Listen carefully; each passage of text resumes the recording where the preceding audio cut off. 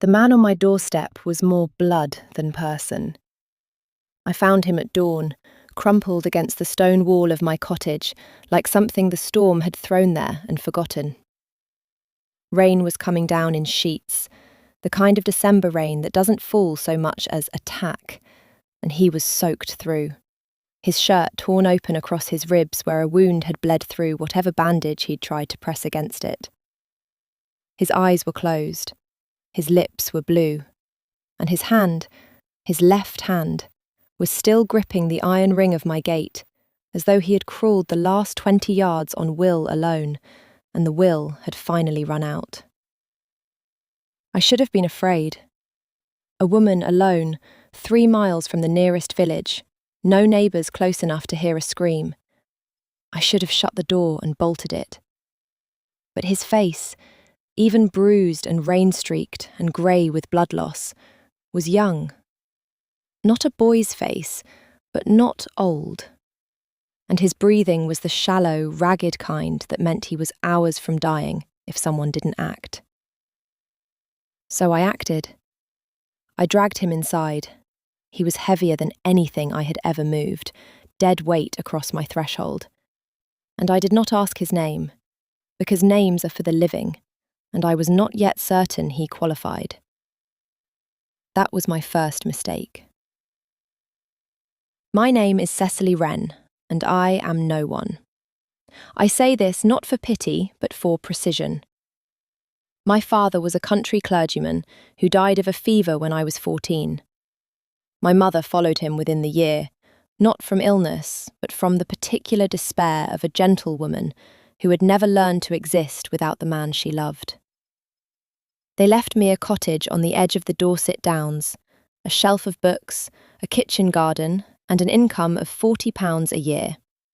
Enough to survive, if survival meant soup, solitude, and never replacing a candle before it guttered to nothing. I was 23. I had no relations willing to claim me, no beauty remarkable enough to compensate for my poverty, and no prospects beyond the slow, dignified erosion of genteel spinsterhood. The village knew me as the clergyman's daughter, who kept to herself, mended her own fences, and could set a bone or stitch a wound because her father had taught her, believing that usefulness was a form of grace. It was usefulness, not courage, that made me drag a bleeding stranger into my house. I cut his shirt away with my mother's sewing scissors. The wound was deep, a blade, not a fall, running 6 inches along his left side, just below the ribs. It had been crudely stitched once, then torn open again, probably by whatever journey had brought him to my door.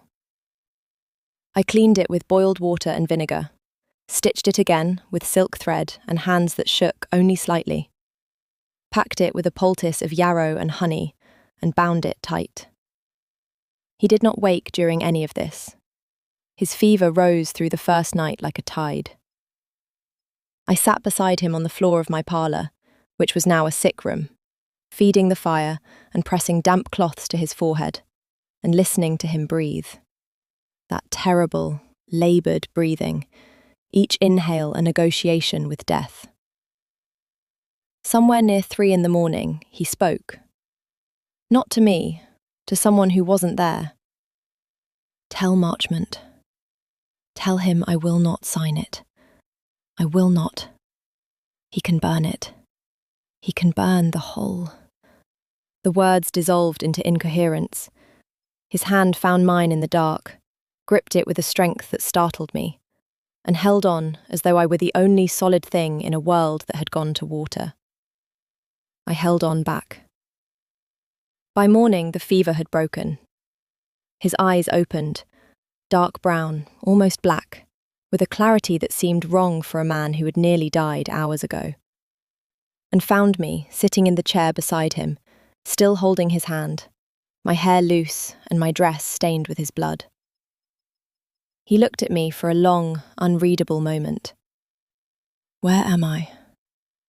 His voice was a ruin, scraped raw by fever and delirium. My cottage, on the Dorset Downs, near Winterbourne Abbas. How long? You arrived last night, during the storm. He absorbed this. His eyes moved around the room, the low ceiling, the plaster walls, the fire I'd kept burning all night, the stack of bloodied rags I hadn't yet cleared away. He looked at his own bare torso, at the fresh bandage wrapped tight around his ribs, at the neat stitching visible at its edge. You did this. Yes. You are a physician? I am a clergyman's daughter, with steady hands and a strong stomach. Something moved at the corner of his mouth, not a smile, the memory of a smile, surfacing briefly before sinking again. What is your name?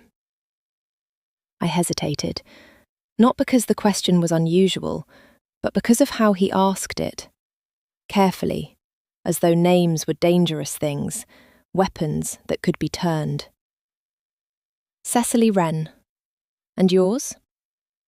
The hesitation was longer this time. I watched him weigh something behind those dark eyes, calculate, discard, choose.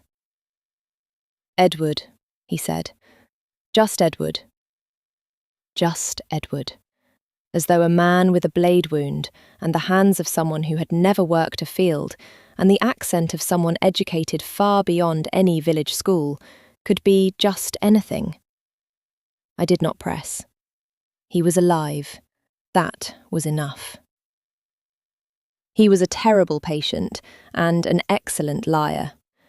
In the first week, while the wound was still too raw for movement, he submitted to my care with the rigid, bewildered obedience of a man who had never in his life been tended by someone who expected nothing in return.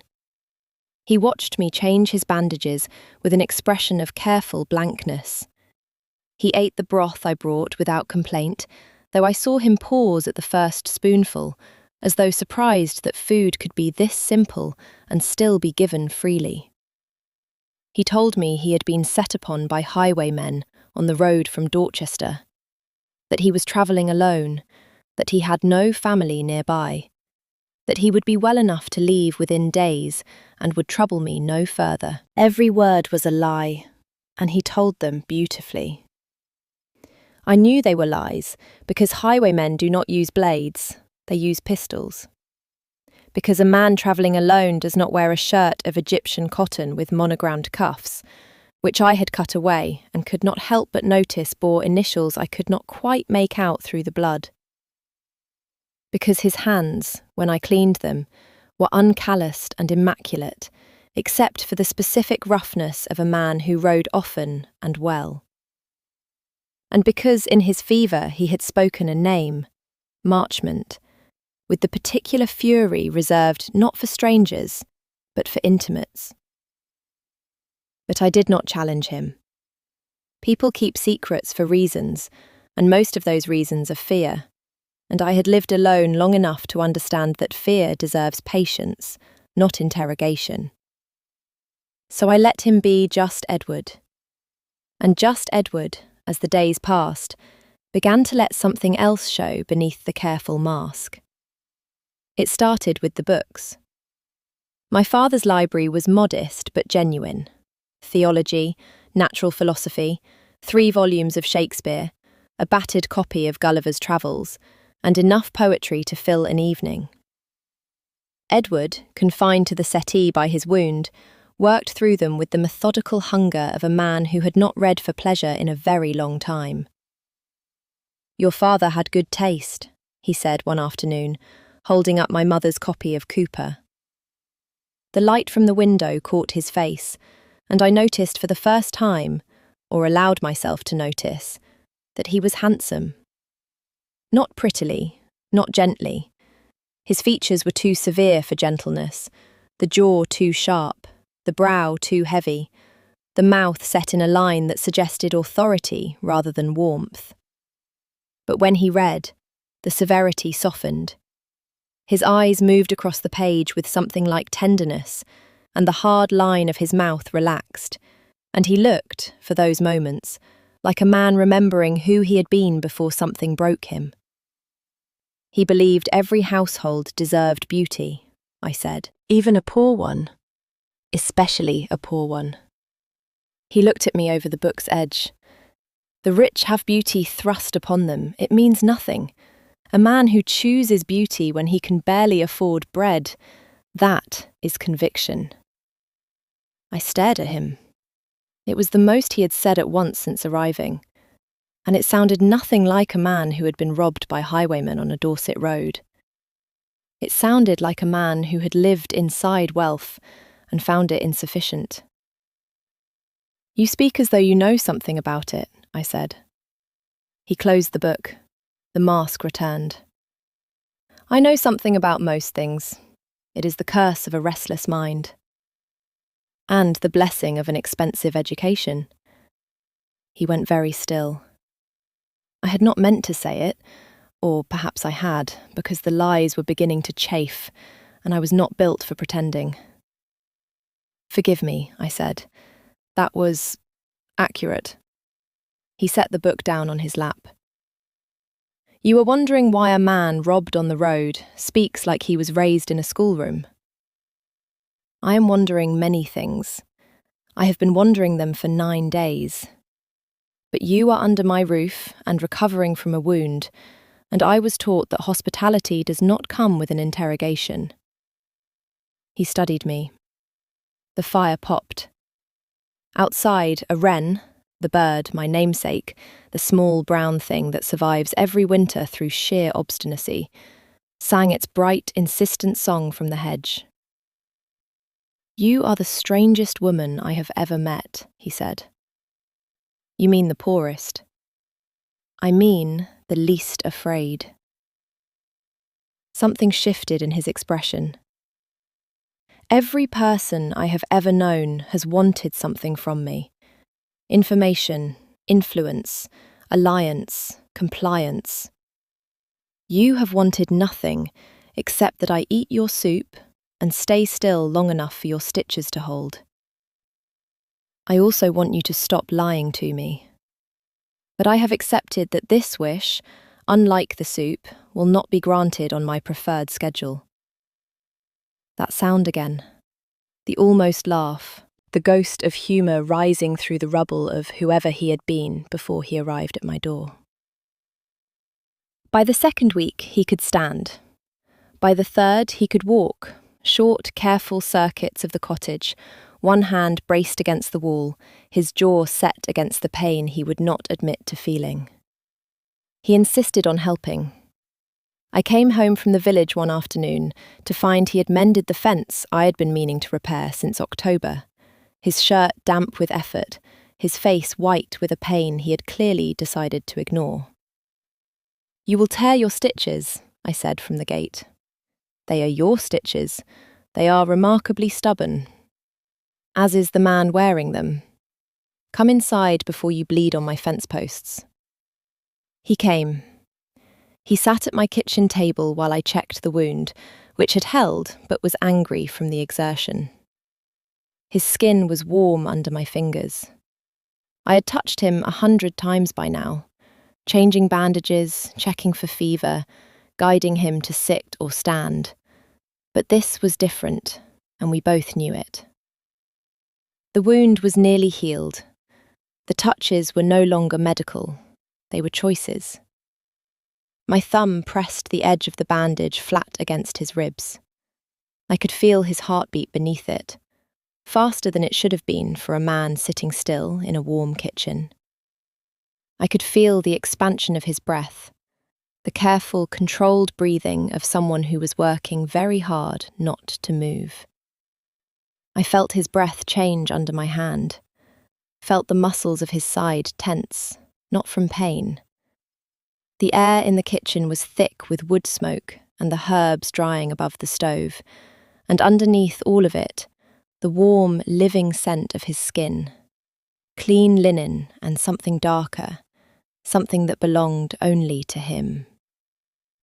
"You should not," he started. "I should not what?"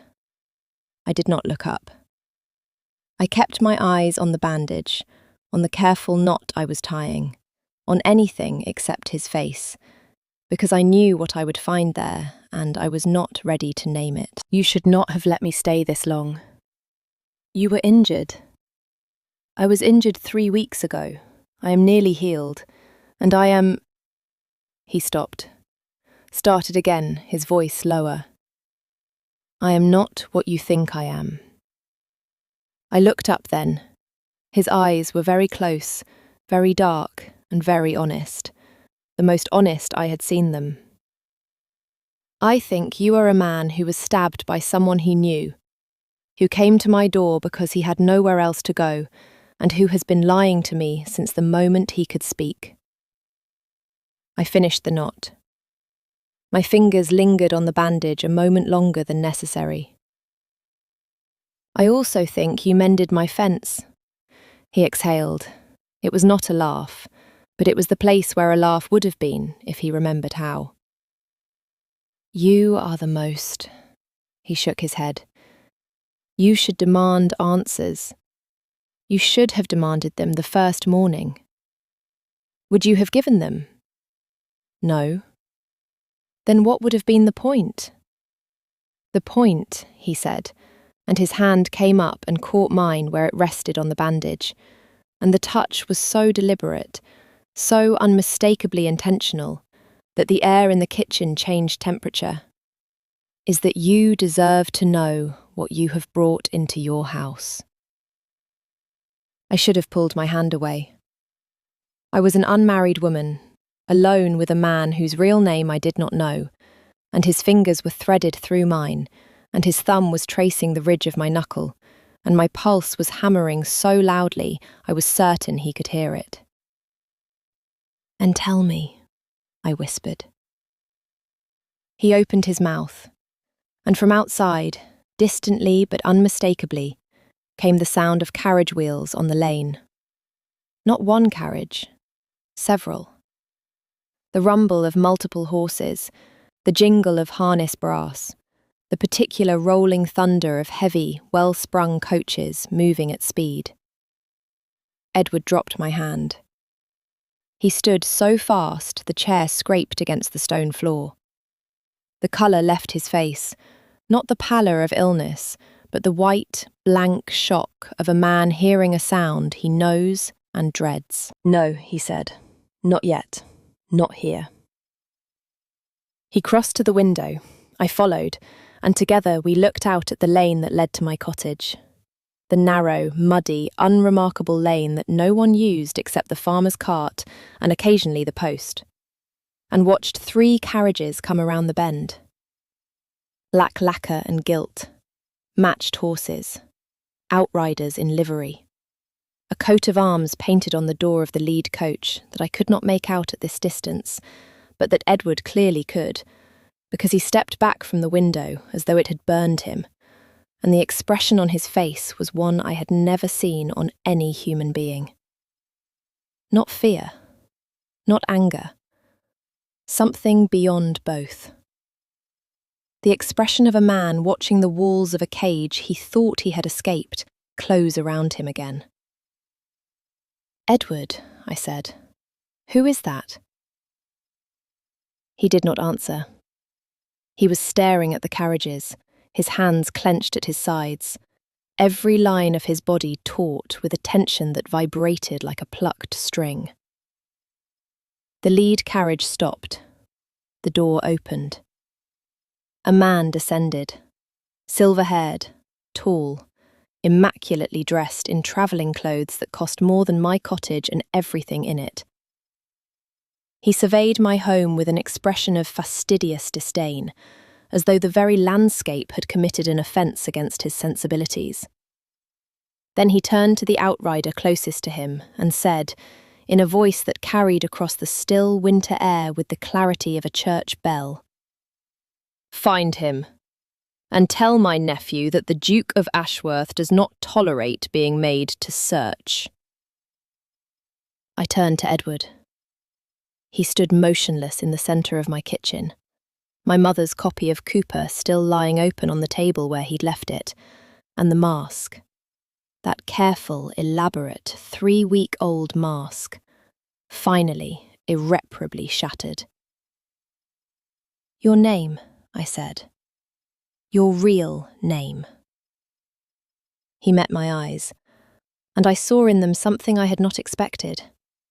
Not shame, not defiance, but grief. Grief so profound it had no bottom. "Lord Edward Ashworth," he said, "nephew and sole heir to the Duke of Ashworth, and the man your kindness has just placed in very great danger." The Duke did not enter my cottage. My cottage was beneath the act of entering. Instead, he stood in my garden, my small, winter-stripped, carefully tended garden, and waited for Edward to come to him, which Edward did with the rigid bearing of a soldier walking to a tribunal. I was not invited to this conversation. I stood at my own doorway, in my own home, and watched through the glass as a man I had saved from death was received by his uncle with all the warmth of a creditor collecting a debt. Their voices carried. 3 weeks. The Duke's tone was conversational, which made it worse. Fury would have been human. This pleasant, measured cadence was something else entirely. 3 weeks in which I have had men searching every road between London and Plymouth. 3 weeks in which your absence from Parliament has been noted, your absence from the season has been remarked upon, and your absence from the negotiation table with Lord Marchmont has cost this family £40,000. The negotiation with Marchmont, Edward's voice was tight, controlled, was a farce. You know what he demanded. I know what he offered. The largest estate in Wiltshire, consolidated with ours, secures this family for 3 generations. He offered his estate in exchange for a marriage to his daughter, a girl of 16 who has been weeping since the arrangement was proposed, and who begged me, on her knees in her father's drawing room, not to go through with it. Sentiment. The word fell like a stone. Decency. You are heir to a dukedom. Decency is a luxury you have not earned. I gripped the doorframe. My hands were shaking, not with cold. You refused Marchmont, the Duke continued. You left London without word. You disappeared. And I find you. His gaze swept my cottage, my garden, my existence. Here, in a hovel, being nursed by a woman of no family, no fortune, and no conceivable use to this house. Edward said nothing for a long moment. When he spoke, his voice had dropped to something quiet and dangerous. She saved my life. How dramatic, and how inconvenient. The Duke drew on his gloves with the care of a man who found the air itself contaminated. You will return to London today. You will sign Marchmont's agreement, and you will not mention this episode again. And if I refuse, then I will ensure that every person in this county knows that Miss Wren, whoever she is, harboured an unmarried man in her home for 3 weeks without chaperone, reputation, or explanation. How long do you imagine she survives that, Edward? A woman alone, with no protector, and a scandal attached to her name. The air left my lungs. He would do it. He would do it without hesitation, without remorse, with the casual efficiency of a man swatting a fly. My reputation, the only currency I possessed, the only thing standing between me and complete destitution, would be destroyed. Not as punishment for anything I had done, but as leverage against the man I had saved. Edward turned and looked at me through the glass. Across 12 feet of winter garden, our eyes met, and I saw the trap close around him. Saw him understand, with the terrible clarity of a man who had grown up inside this machinery, that his uncle would do exactly what he promised, and that resistance would cost not him, but me. I will come, Edward said quietly. But you will leave her name out of your mouth. Permanently. Gladly, the Duke smiled. It was the emptiest expression I had ever seen on a human face. She is, after all, no one. He came to me before he left. The carriages waited, the horses stamping in the cold, the outriders carefully not watching. He stood in my doorway, the same doorway I had dragged him through 3 weeks ago, half dead and nameless. And he looked at me with the expression of a man trying to memorize something he expects to lose. Cecily.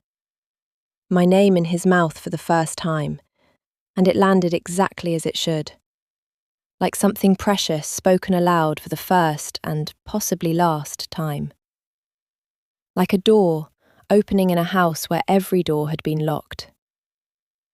I am sorry for the lies, for all of it. Don't. My voice was steady. I would not cry. I would not give his uncle the satisfaction of a scene visible through the window. Don't apologize for surviving. He will not touch you. I will ensure. You will ensure nothing. You will get in that carriage, and you will go back to your life. And you will not think of this cottage or the woman in it, because thinking of me will only make it harder. And you have hard enough things ahead. He stared at me, and I saw it, the thing he could not say, would not say, because saying it would make leaving impossible, and leaving was the only way to keep me safe. The book, he said. Your mother's Cowper. May I? I took it from the table and put it in his hands. Our fingers touched over the spine. Neither of us let go. It was my mother's most treasured possession, I said. She read it every evening. The pages still smell of her lavender. Then I cannot take it. You can, because you will bring it back. The words hung between us. Not a request, not a hope, but an instruction, a commandment. You will bring it back. You will return. This is not the end. He closed his eyes. When he opened them, they were bright with something he would never, in front of his uncle's men, allow to fall. I will bring it back, he said. He left. The carriages pulled away. The lane emptied. The silence that followed was the loudest sound I had ever heard. I stood in my kitchen, alone, in a cottage that smelled of his blood and the herbs I had used to save him. And I pressed my hands flat against the table where he had sat, and I did not cry. I cleaned instead. I stripped the bed, I scrubbed the blood from the floor, I burned the ruined bandages, I put the chair back where it belonged. And then I went to the shelf where Cooper had stood for 20 years and stared at the empty space where the book had been. And I thought, I have given away the most valuable thing I own to a man I have known for 3 weeks and may never see again. And I would do it again and again and again. Because he looked at that book the way my father looked at my mother. And some things you recognise, even when they terrify you. Winter turned. January bled into February. I heard nothing. The village gossip, which I had always avoided, and which now avoided me, carried whispers regardless. Lord Edward Ashworth, nephew to the Duke, had been seen in London, had attended a ball at Marchmont House, had been observed in close conversation with Lord Marchmont and his daughter, a pale, slight girl who looked, according to the butcher's wife who had it from a cousin in service, like a child being fitted for a coffin rather than a wedding dress. I tended my garden. I mended my fences. The one he had fixed held better than any of the others. I reread every book on my shelf except the one that was missing, and the gap on the shelf became a wound I could not stop touching. In March, a letter arrived, not through the post. A boy from the village brought it, wide-eyed, saying a man on a very fine horse had paid him £1 to deliver it and wait for no reply. The letter was unsigned. The handwriting was Edward's. I knew it from the marginalia he had left in my father's Shakespeare. Small, precise annotations I had found after he left, and read so many times I had memorised them. 3 lines. The book remains unfinished. I read a page each night and think of lavender. Marchment is not yet signed. There is still time. I pressed the letter flat against the kitchen table. I read it 7 times, and then I put it inside the cover of the Shakespeare, alongside his annotations, because some things belong together even when the world insists they do not. The Duke came for me in April. Not personally. That would have required acknowledging that I existed in a way that merited personal attention. He sent a man, a solicitor, thin and precise, carrying documents. The documents informed me that the cottage I occupied was, in fact, built on land belonging to the Ashworth estate. That the lease my father had held was contingent upon the goodwill of the landowner. That said goodwill had been withdrawn. That I had 30 days to vacate. The solicitor delivered this information with the apologetic efficiency of a man who knew precisely what he was doing and had decided that discomfort was preferable to unemployment. I was told, he said, adjusting his spectacles, that if you wish to contest this, you should be aware that the legal resources of the Ashworth estate are considerable. I am aware. And that any correspondence you may have received from members of the Ashworth family would be best returned, for everyone's welfare. The letter. He wanted Edward's letter. Evidence of contact, of continued connection, of whatever fragile thread still ran between a duke's heir and a clergyman's daughter. I looked at the solicitor. He was a small man, with small hands, and the eyes of someone who had long ago made peace with doing terrible things tidily. You may tell the Duke, I said, that I have no correspondence worth mentioning, and that I will vacate this cottage in 30 days, as instructed, and that I hope his considerable legal resources bring him considerable comfort, because they are the only comfort a man like that will ever know. The solicitor blinked. I believe no one had ever responded to a ducal eviction notice with a sermon.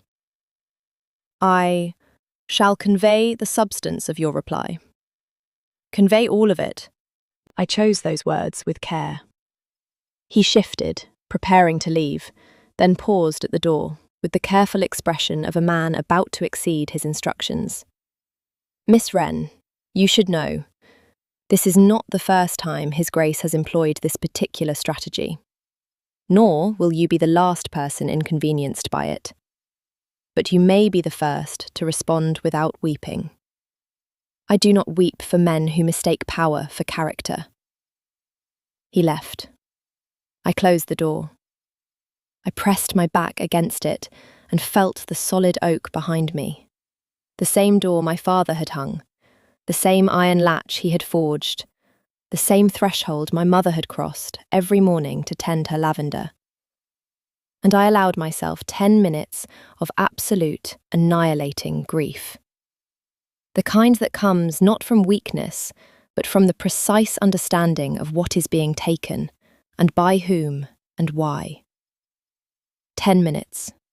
I counted them. Then I stood up, washed my face, and began to plan. I wrote to Mrs. Albright, the vicar's widow in Dorchester, who had once offered me a position as companion. I packed my father's books into crates. I dug up my mother's lavender from the garden and wrapped the roots in damp cloth. And I wrote to Edward. Not through any proper channel. There was no proper channel between a woman like me and a man like him. but through the same village boy, paid with my last spare shilling, with instructions to find the man on the fine horse if he ever appeared again. The letter said, "Your uncle has taken the cottage. I leave in 3 weeks. Do not come. Do not fight this on my account. The cost to you would be greater than the cost to me, and I have survived worse than losing a house. But you should know that the lavender has been moved. It will grow wherever I am planted. So will I. Return my mother's book when you are free. I will find a shelf for it. C.W." I did not know if it would reach him. I did not know if it mattered. But I sent it because silence is the weapon of men like his uncle, and I refused to be silent. 3 weeks later, on the morning I was to leave, a carriage appeared on the lane. One carriage. Not black lacquer and gilt, a plain, well-made travelling coach, muddied from hard driving, pulled by horses that were lathered and blowing. It stopped outside my gate with a lurch that spoke of urgency rather than ceremony. Edward stepped out. He looked different, thinner, harder around the eyes.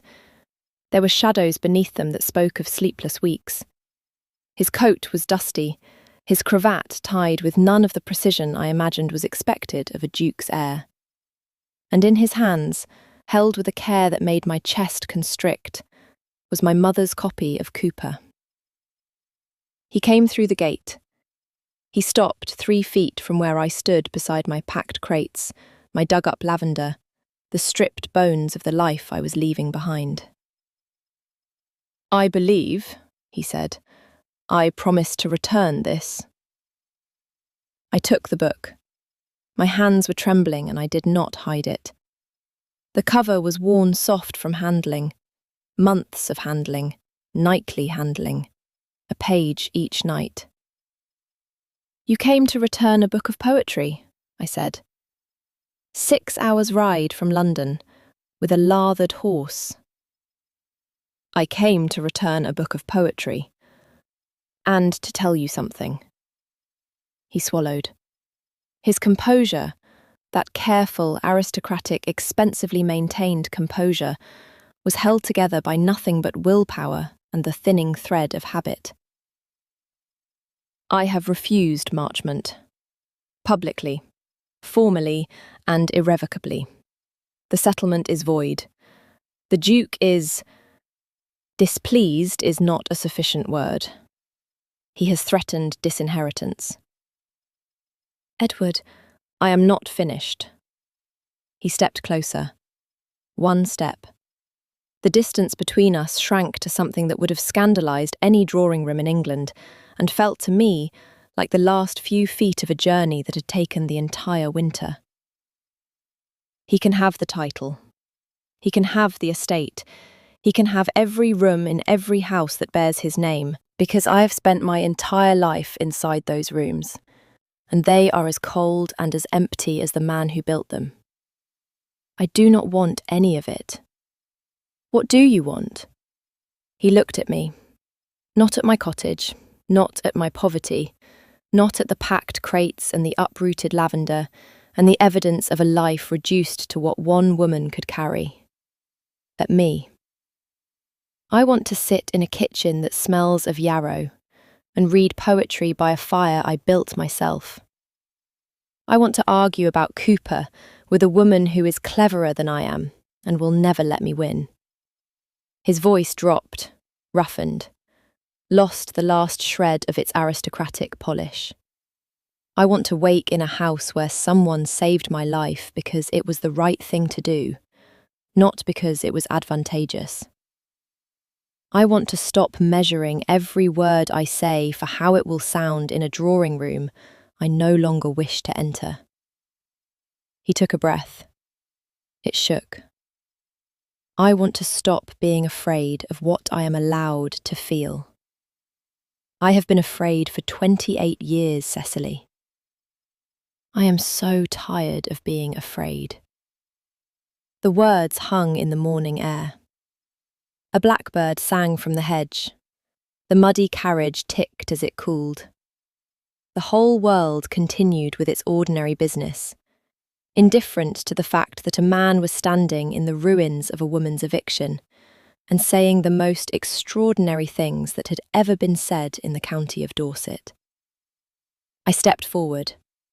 I put my hands on his face, that severe, beautiful, broken open face, and I felt him shudder under my touch. The full-body tremor of a man who had held himself rigid for months and could not hold any more. "You mended my fence," I said, "and you annotated my Shakespeare, and you carried my mother's Cooper against your chest for an entire winter because it smelled of lavender and reminded you of a kitchen where someone was kind to you. Yes, that is not a man who belongs in a cold house." "No," he whispered, and the word held everything. Agreement, relief, surrender, the laying down of armour so heavy he had forgotten what it felt like to stand without it. "No, it is not." I kissed him, standing in the wreckage of my eviction, surrounded by crates and muddy lavender roots and the entire catastrophic impracticality of what we were choosing. I kissed him, and he kissed me back, with the desperate, shaking tenderness of a man who had been dying of thirst for 28 years and had just been handed water. The aftermath was not gentle. The Duke made good on his threats. Edward was cut from the succession. The title would pass to a distant cousin, a man no one had thought about in decades, who received the news with bewildered delight. The Ashworth fortune, the estates, the London house, the parliamentary seat, all of it, gone. Signed away with a stroke of the ducal pen and a fury that, according to those who witnessed it, was volcanic in its silence. Edward bore it with a steadiness that astonished me. I expected rage or grief, or the delayed shock of a man realising what he had thrown away. Instead, he sat at our borrowed kitchen table on the evening the news arrived and said, "The strange thing is that I feel lighter, as though I have been carrying something for 28 years and only noticed the weight when I set it down. You may feel differently tomorrow." "I may. And you will be here tomorrow, which is more than any estate has ever offered me." The ton talked. Of course they talked. A duke's heir throwing away one of the largest fortunes in England for a clergyman's daughter with £40 a year was the kind of scandal that powered drawing-room conversation for a generation. We were called reckless, ungrateful, insane. We were pitied and envied in equal measure, and both sentiments were delivered at considerable volume. And Lord Marchmont's daughter, that pale, slight girl, wrote me a letter. It arrived 2 months after the broken engagement, in a hand that trembled with what I chose to believe was relief. "Miss Wren, I do not know you, but I know what you did, or rather, what your existence made possible. I am to go to my aunt in Bath. I am to have a season. I am to choose for myself. I did not think such a thing was possible. Thank you. Miss Honoria Marchmont." I read it to Edward that evening. He listened in silence, and when I finished, he closed his eyes and sat very still for a long moment. "She was 16, he said quietly. 16 years old. And she stood in her father's drawing room and asked me, as though asking for permission to breathe, whether there might be another way. And her father stood behind her and said nothing. And my uncle stood behind me and said everything. You gave her another way. We gave her another way. He opened his eyes. You and I and a book of poetry and a winter storm. I kept that letter. It lives inside the Shakespeare now, alongside Edward's unsigned note, because some shelves hold more than books. We married in June, in the church at Winterbourne Abbas, where my father had preached for 20 years. Edward had a small inheritance from his mother, enough to purchase a modest house in Dorchester with a garden large enough for lavender and a library large enough for two people who read too much and argued about poetry with more passion than was strictly necessary. He studied law. I opened a small school for the village girls who had no other access to education. Mrs. Albright, the vicar's widow, became my assistant and my friend, and, on occasion, my chaperone at events where chaperones were expected, though she performed the duty with the visible amusement of a woman who found the institution absurd. The cottage was let to a new tenant.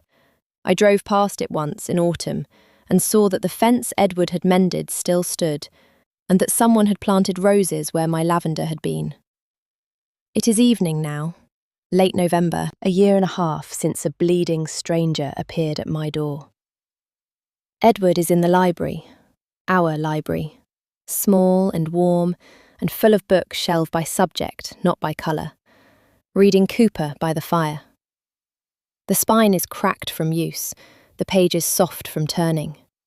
He reads a page each night, as he has since the winter I gave it to him, and each night he pauses at the same passage and looks up at me with an expression that I have learned to recognise as the face of a man who has stopped being afraid of joy.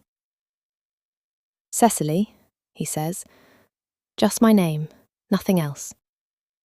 I sit beside him. The fire crackles, the lavender, transplanted and stubborn, has taken root outside the window, and in summer it will bloom, and the whole house will smell of it, and the empty space on the shelf where Cooper once stood has long since been filled, with new books, with his books, with the life we are building, one ordinary evening at a time. He turns the page. I lean against his shoulder.